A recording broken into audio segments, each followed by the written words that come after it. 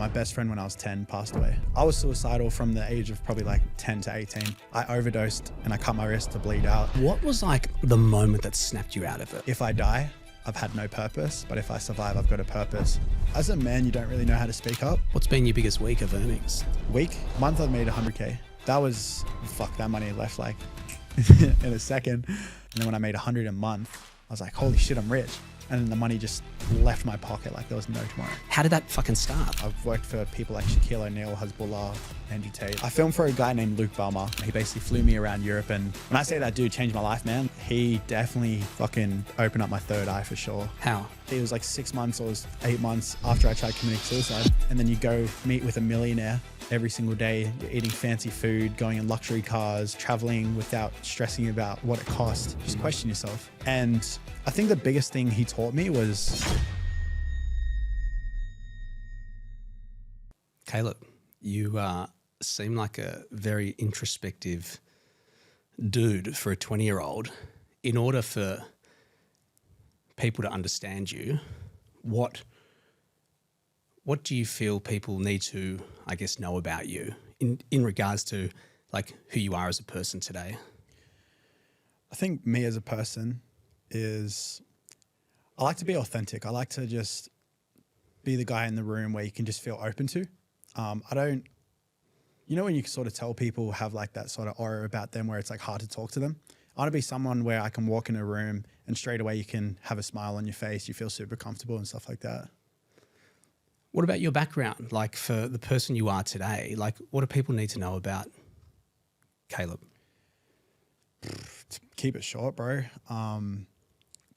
Basically just a kid that has dreams and just chases them. Like, I don't want to waste my life. Like, we all have one life. It's so short. We all know that. It sounds cliche, but it's at the point now where I've had a lot of deaths in my life, friends, family, people I know of, and it just gives you another perspective on how short life really is. So I don't know, man, me personally, I'm just trying to just do as much as I can while I'm young, while I can like keep moving. Like, I hardly sleep because I just want to like go. So yeah, man, I think that's my biggest driver, just understanding that life's too short and I want to achieve as much as possible. You had a friend of yours that died early? I've had a couple mates that have passed away, but my best friend when I was 10 passed away. How did that impact you? That was probably one of the toughest times when I was younger, just because I didn't understand at the time. And obviously it's your best friend. So I went to school with him. We went to football together. We rode our bikes together. We did everything. We even made like films together. And then like for him to just go away, especially when video games like GTA come out. I remember my brother was actually playing GTA on the couch and my dad told me the news. And yeah, it impacted me a lot. I think that was probably one of the biggest reasons why I started to become depressed. How did you deal with it? Like, obviously you're so young. Like, how old were you? I was 10 when he passed away, yeah. Yeah, like, how did you deal with it? Don't know, man. I've pulled a lot of strings in my life. Been on thin ice multiple times. Yeah, I wouldn't say I dealt with it. I know how to deal with stuff now. But yeah, I didn't really deal with it, to be honest with you. Okay, so fast forward when that happened, like what started to happen after that? Because it seems like you've had a bit of a wild ride up until 18. Yeah, a lot happened in my past throughout like my whole life. I guess everyone's life's a roller coaster. But for me, it really felt like my worst days were always my worst days. Like it's like I don't know how to explain it. It's like a heartbeat. Like, you know, when your heartbeat goes, like it's always up and down and yeah, I don't really know, bro. Just, yeah, I don't know. I was listening to a podcast and you mentioned something about a school teacher that's had like a significant impact on your life. Talk me through that. Yeah, so my teacher, I won't say her name or his name. There was two teachers, but she was my homeroom teacher. Basically, the story is I used to cut my wrist, self-harm, because as a man, you don't really know how to speak up, which is completely fine. Like, there's certain times where you shouldn't speak up and you just deal with it yourself. There's times where you should speak up.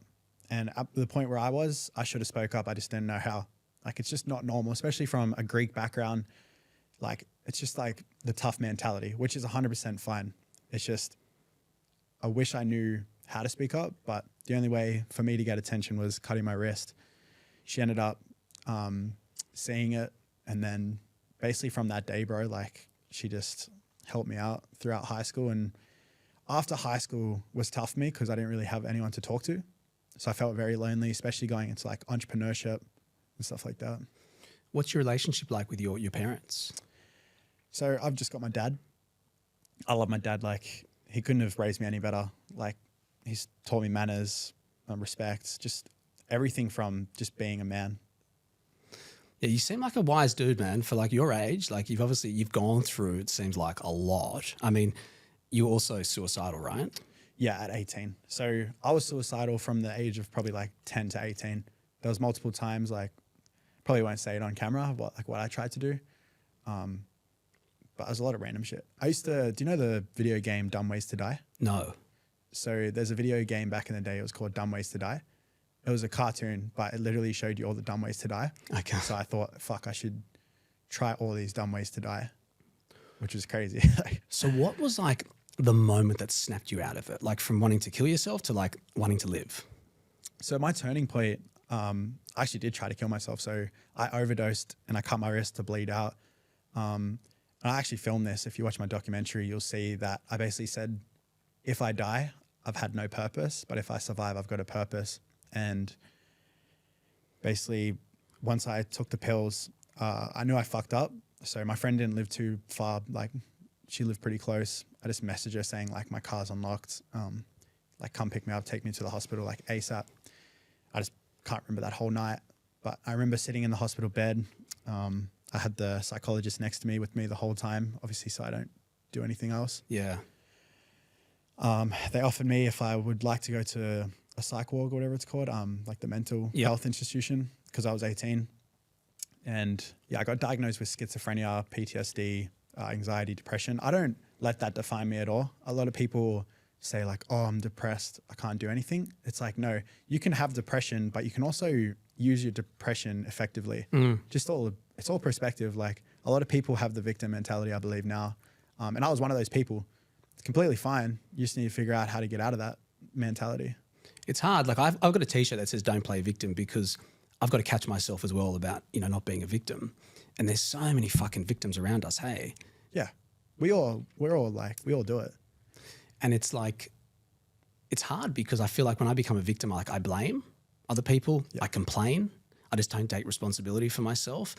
I mean, when I said earlier that you're introspective, like you've been through a lot. For someone like who up until the age of 18, like went through all of that. I mean, let's fast forward to today. Like, man, you're crushing it. Like in a very short period of time, like you've rebuilt your fucking life completely, hey? Yeah. It's weird, bro, because it's something I'm trying to get used to. It's like sometimes I don't feel grateful. Oh, no, sorry. I don't feel grateful. I'm super grateful. I mean, I don't think I deserve everything just because I've never like grown up with it. And I never had that belief. I never knew like you can achieve literally what you put your mind to. Like it's as easy as it sounds. If you put your mind to something, you can achieve it. It's literally just law of attraction or manifesting it. But yeah, sometimes it's hard for me to like actually process it and just be like, you should be proud of yourself. I don't know.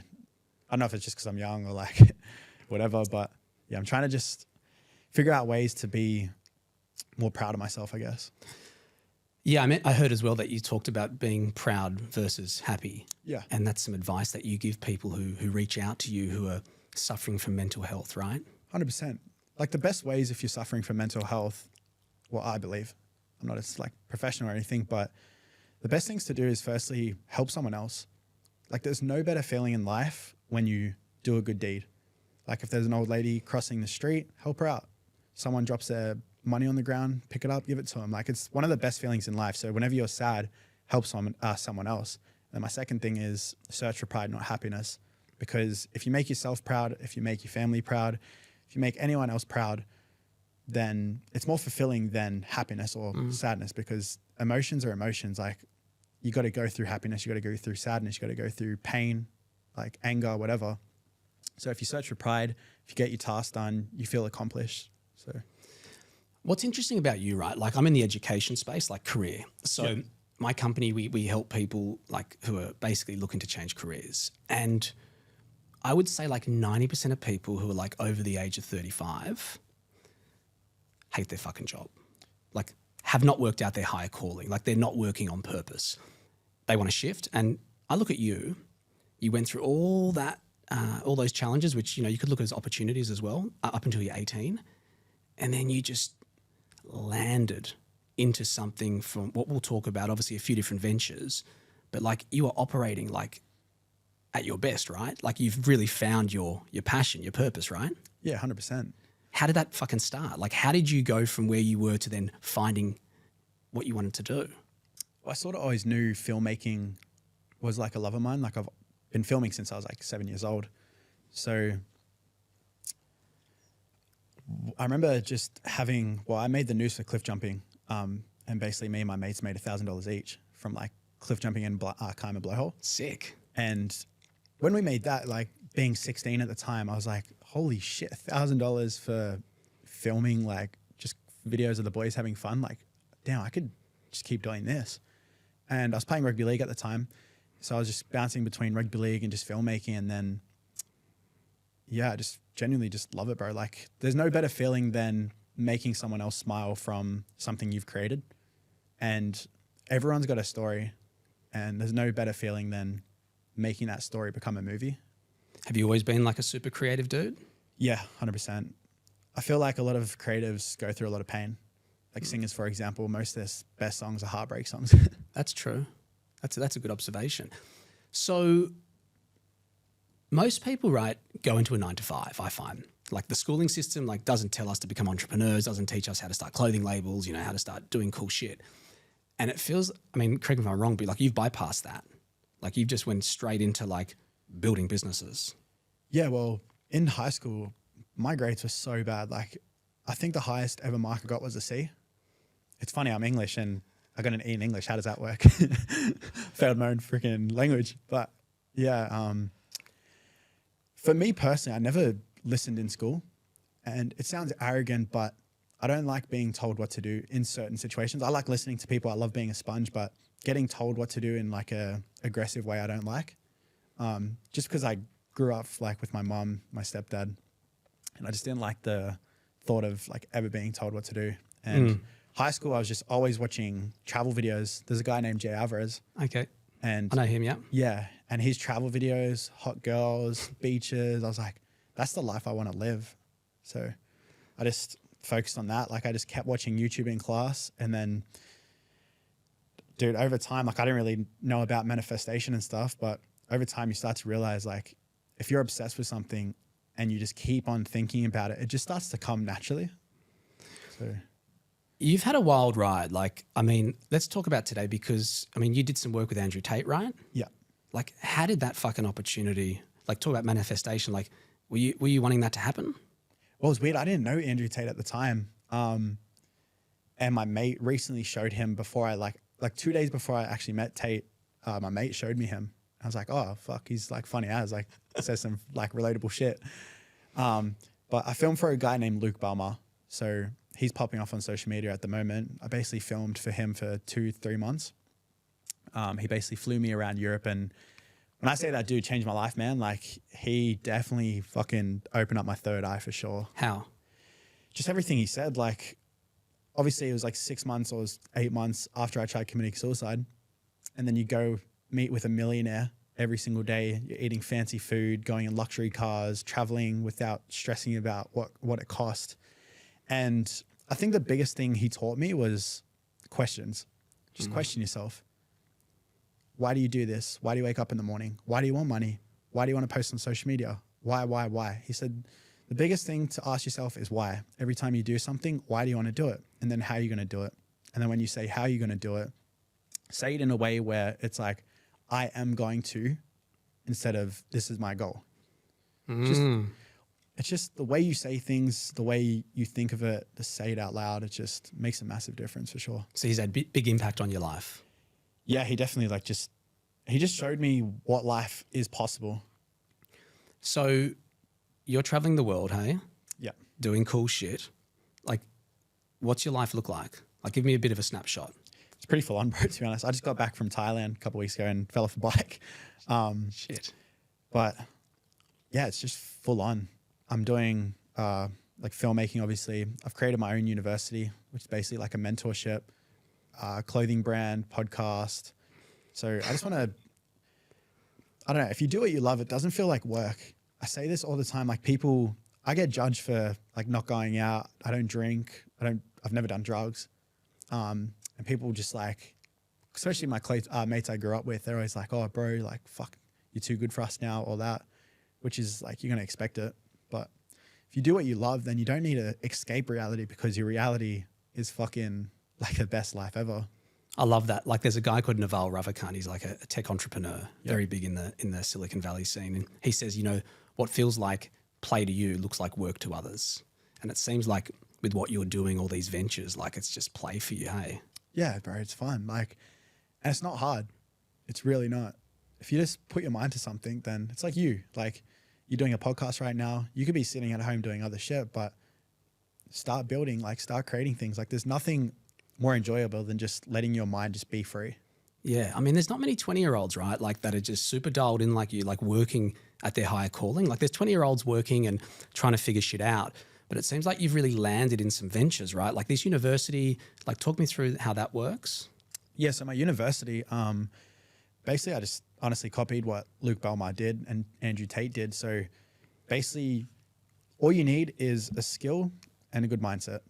If you have a skill and a good mindset, you can basically sell both. So I basically just filmed for 4 years. I've worked for people like Shaquille O'Neal, Hasbulla, Andrew Tate, Luke Belmar. I've worked for multiple restaurants, fashion brands, etc. So I just built a bunch of shit and just grinded, made like all right money. Like I made 15K. That was probably my biggest month filmmaking back then when I was 18. And yeah, you basically just sell that skill when you think you're professional enough to teach other people. So I basically just mentor people how to quit the 9 to 5 and become a filmmaker. And it's really not hard, bro. Like it's so easy to do. You've never had to quit the 9 to 5? I did work at McDonald's. So when I was 16, I worked at McDonald's after I left school. Well, got kicked out of school, just to save for a camera. So yeah. What was it like working for Shaq or with Shaq and working on a project there? It was only like obviously it was like only a day, but it was cool, like just cool dude. I got to bring my 2 other mates. And yeah, it was just a fun experience. Like even Hasbulla as well, just meeting all these people, you have an expectation on them that they're some godly figure. Yeah. But then the more you start to work with famous people, you realize they're just human. Yeah. They're just normal dudes. Yeah. What's been the most wild fucking experience, like with what you do with work? Like what's been something that's just been pretty out there that comes to mind? Damn, I've done a lot of fucked up shit, eh? I want to go skydiving soon, like get my skydiving license. I think that would be cool. But I think, what was the question? What's the most wild experience that you've had, like with what you do for work, like whether it's a project you're working on or someone that you are like maybe interviewing or I guess just focusing on? Has there been like a crazy experience? Yeah, definitely meeting Andrew Tate. That was like very weird because I just walk into, like he's got bodyguards at the front. Me and Luke like walked in. Was this at his place? Yeah, I was at his house for 4 days. Fuck, in Romania? In Romania, yeah. No way. Yeah, dude. Dude, that's crazy. Yeah, it was hella weird because like I was just traveling. Like I was just dead at that point because we were traveling like every 3 days, like place to place. And yeah, I just remember the gates opening, his bodyguards were at the front and stuff. And then his cousin Luke obviously met us, said hello. And we walk into Tate's place and you just see Andrew like on his computer doing chess, emails, work, like just working. And he just gets up and he's like, "Sup, G?" Like just a normal dude. What's But he yeah, like? Like what's he, because I mean, there's obviously an image. Yeah. Like is he different to that image or is he? Dude, he's the funniest dude. Like I didn't really talk to him much. Like I was just filming. I was talking to Tristan more. I loved Tristan. He's one of the coolest dudes I've ever met in my life. Probably the coolest dude. They just live like a movie, bro. Everything they say on a podcast is obviously like dramatic. Like they say shit to be funny and stuff. Like I genuinely think they're funny as, especially in person. Like it's just imagine just hanging out with the boys. It was just sort of like that. So everything he says on social media, I believe, is like most of the time it's true. Like I think he speaks facts. It's everyone's opinion to think otherwise. But in person, like he's pretty much the same, to be honest. Like just nicer, 10 times nicer. Offers you drinks, offers you if you're okay.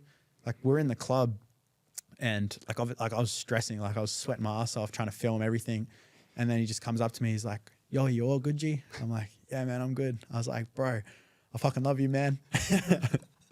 So yeah, that was definitely the coolest experience. That's sick. That's so good. So you've obviously met some pretty cool people. You're building your own, I guess, brand in itself. Like you got a big following. You're pushing out really cool shit. Like what are you learning at the moment around like personal branding, around the, like what's going viral or what you're seeing that the best people doing out there? The reason I believe I'm such a good filmmaker is because I understand what people want to watch. And the reason I understand what people want to watch is because I'm so young and I'm in that niche. So obviously I'm on YouTube all the time watching what's trending. So I think right now the biggest thing trending is authenticity. If you could just be authentic and real, that's where the views are at. Because a lot of people are posting the same shit and it's just all these like crazy effects, all this like just too much going on. It's like if you just post real authentic content, then it'll get you views. Yeah, people can't copy you. Just showing up and being you is your unfair competitive advantage. People don't get that. 100%. Especially like, for example, myself, like I post some pretty deep content, especially as a guy. Like what dude's going to show a video of like them crying at their worst moment? And the only reason I filmed it is because I'm a filmmaker. I don't think most dudes would film themselves crying. So yeah. Yeah, it's interesting what you're doing. I mean, I think at your age, even just talking openly about suicide, like talking openly about mental health at your age, I think is really interesting. Like, are there many people your age, like I'm not across it, that are open about this stuff? Nah, bro, not at any age really. Like there's not many men out there that open up. And if they do, like you don't know if it's real or not. It's hard. But honestly, it sounds weird, but this is my like life analogy. I've always based my life off being like Spider-Man. So Spider-Man was my favorite superhero. And you can really tell a guy by his favorite superhero. So me personally was Spider-Man. So what does Spider-Man do? He's a photographer, he rides bike, and he's your friendly neighborhood Spider-Man that saves the world. So that's what I'm going for. It's like I ride a bike, I'm a photographer, and I also want to be the guy that can save as many people as possible. Because I know what it feels like to like nearly die, and I don't want anyone to feel that sort of pain because life gets so much better and your life isn't really that bad. There's always someone that has it worse than you. That's true. So you're seeing, obviously authenticity is a big one as to why people are crushing it.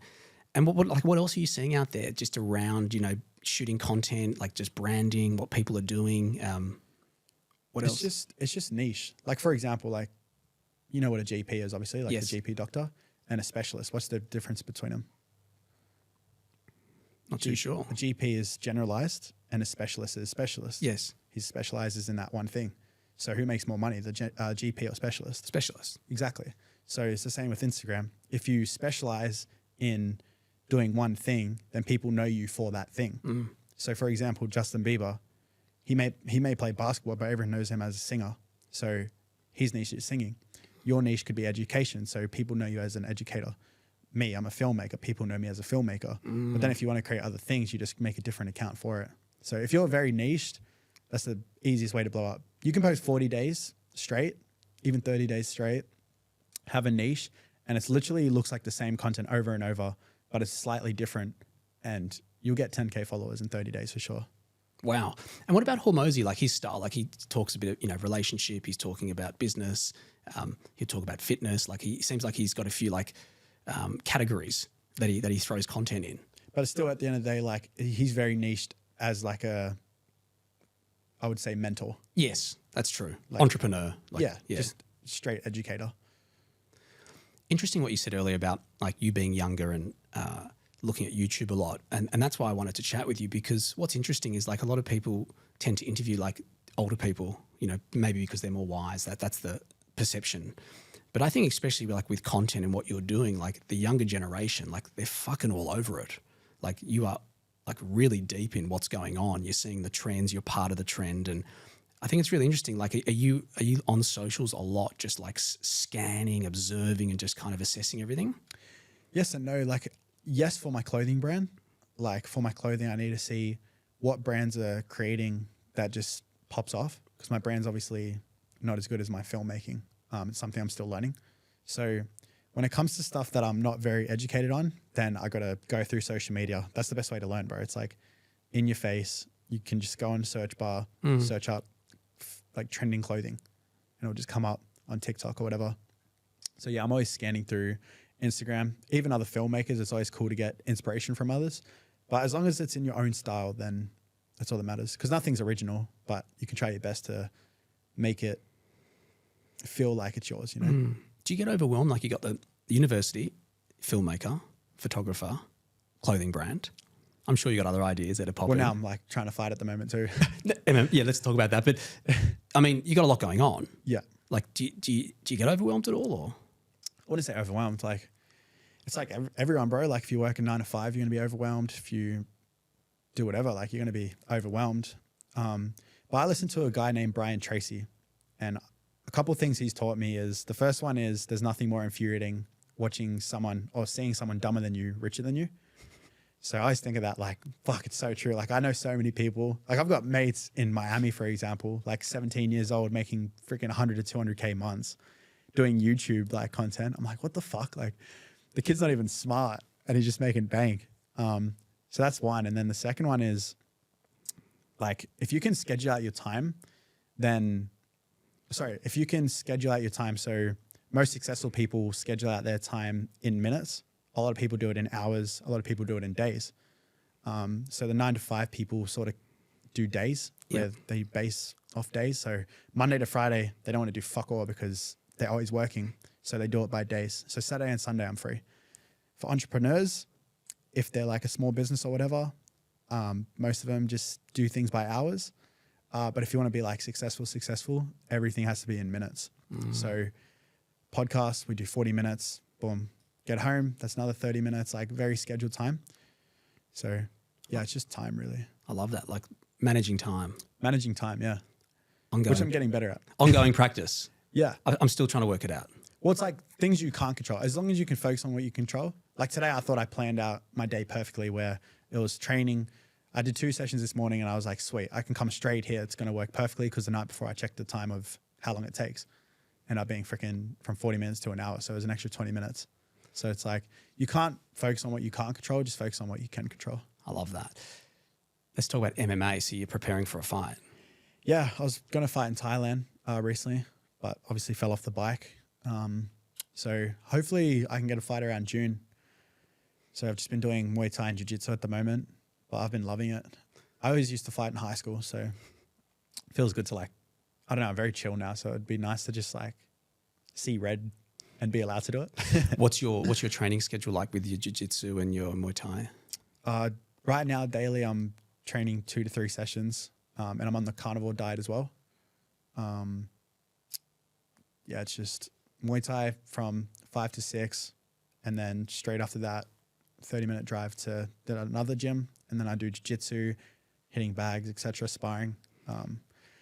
Yeah, it's a long week, bro. It's just like a bunch of things, but I'm trying to like smash out training in the morning, get home, eat, work till like late in the afternoon, go train or walk my dogs or whatever, meet up with a mate that's also a filmmaker, talk about ideas, and then go back into work. Sick. I don't sleep either, so I probably have around like 4 to 3 hours sleep a day. That's incredible. How are you feeling with the carnivore diet? Amazing, to be honest. I think you just have to figure out what works for your body. So I don't really do well with carbs. Carbs really like make me sleepy and bloated. The moment I take out carbs, I'm just always aware, more sharper. I feel more awake. So it just depends on just figuring out what your body reacts to, really.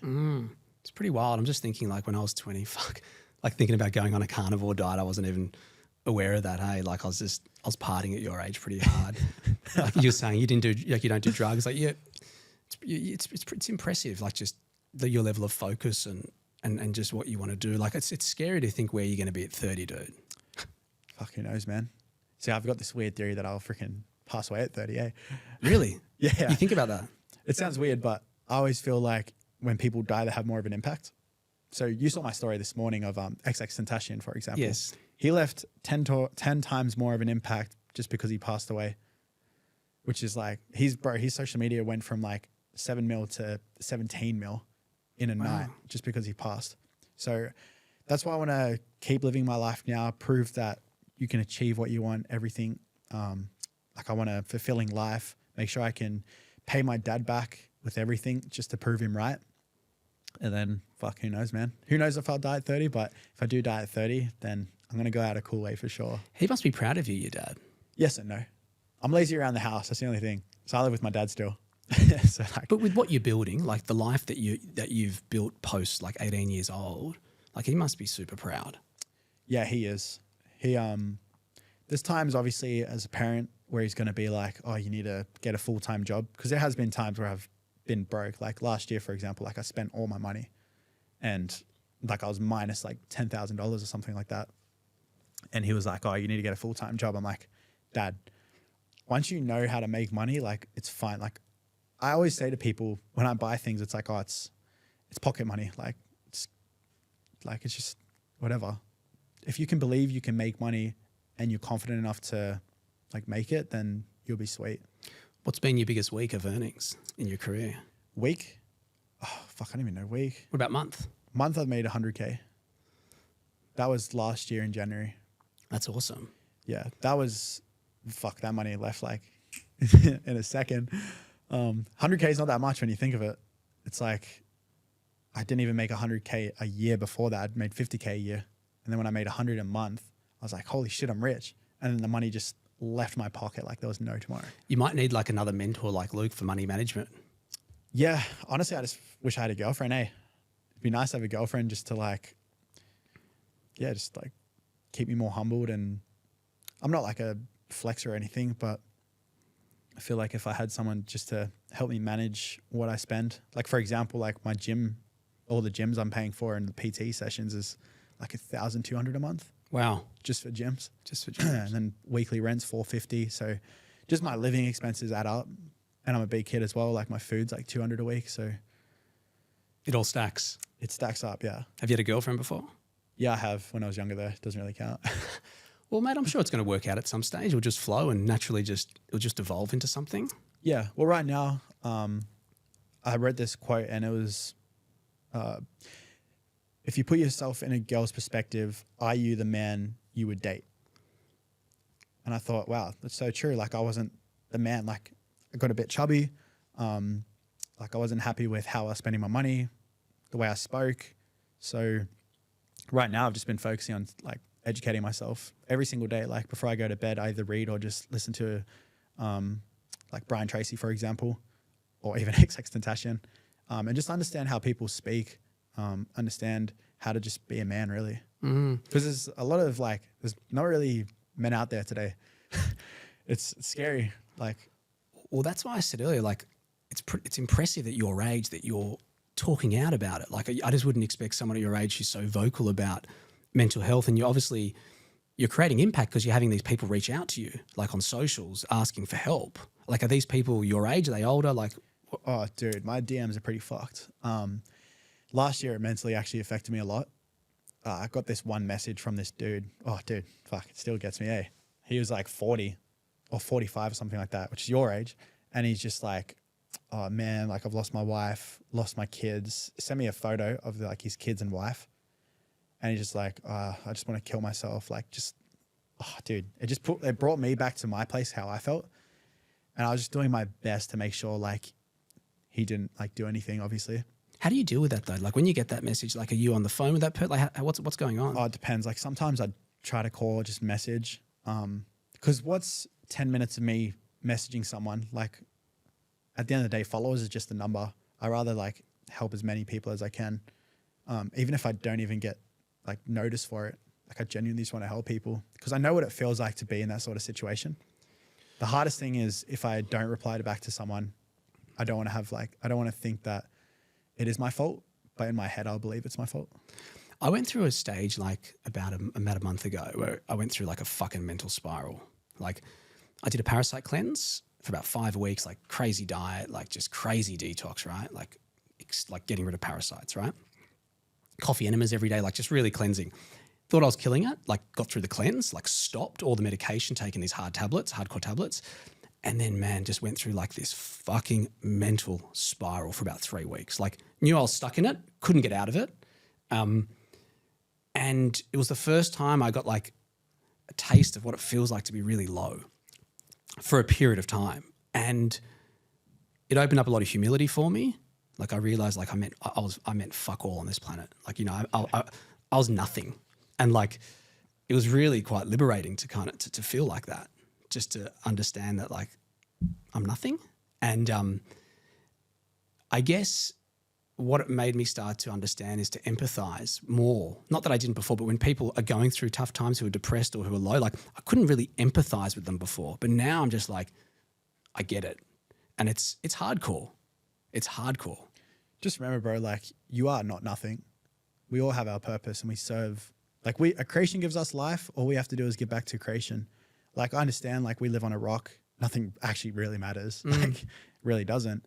But your purpose is educating. Your purpose is inspiring. Your purpose is whatever it may be.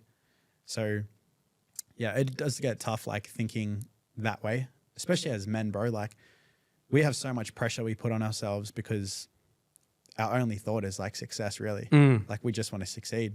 So yeah. I guess, so what happened for me though was like, I realized in that time my ego had gone, and I realized every day, like it made me realize how strong my ego was. And when I was so low, like the ego had disintegrated, like it was non-existent. And it felt like, even though I was struggling so much, it felt so good. I was like, oh my God, like the ego's gone. And so it was a weird mix of emotions, but I just snapped out of it. Hey, like, so after 3 weeks, my wife was like, she could see what I was going through and she was trying to support me. And then we were in bed one night and she was asking me some questions, like and then I just, boom, snapped out of it. I'm like, I'm fucking out. Wow. Like I'm out. Like I'm good. But like how did you overcome it? She's just asking me some questions. Like she was taking me, I forget the questions, and I started responding and then I just go, I'm out. And I was out. Wow, dude. That's fucking... It was wild. That is. So yeah, I mean, it's just, I think mental health is one of those things that like, it seems like I feel like it's something that a lot of people are inspired by you in terms of how transparent and, you know, just forthcoming you are. And it feels like maybe something could open up there for you. Yeah, it's weird, bro. Like ever since I've been so open with my life, especially in like just any room, like I can talk to any person and they'll tell me their like deeper secret or like worst moment or whatever. Like I go in a freaking Uber and Ubers tell me like, it's just always deep conversations now. I don't know how to explain it, which I love. Like it's mad. But it's just crazy how many people actually go through things and don't know how to deal with it. Like lucky you, bro, like you know what to do. Like who knows if I don't know, but like it seems like you know what to do to get out of it. Plus you had a wife as well. So it's like, yeah, every time you spiral, because we all spiral, it's like you just need to stop and just be like, you know what? I've got a beautiful wife. I've got a cool life. I've got mad long hair. Just detoxed. So yeah, like. I love it. Well, brother, good to hold space with you. I've really enjoyed this dialogue. I'm super stoked to see where the fuck you're going to be at 30 or even in 2 more years. Like you're crushing it. It's really inspiring, brother. So just keep up the good work. It's great to converse with you. Thank you. I'm keen to see your personal brand grow. Thanks, brother. Thanks, bro.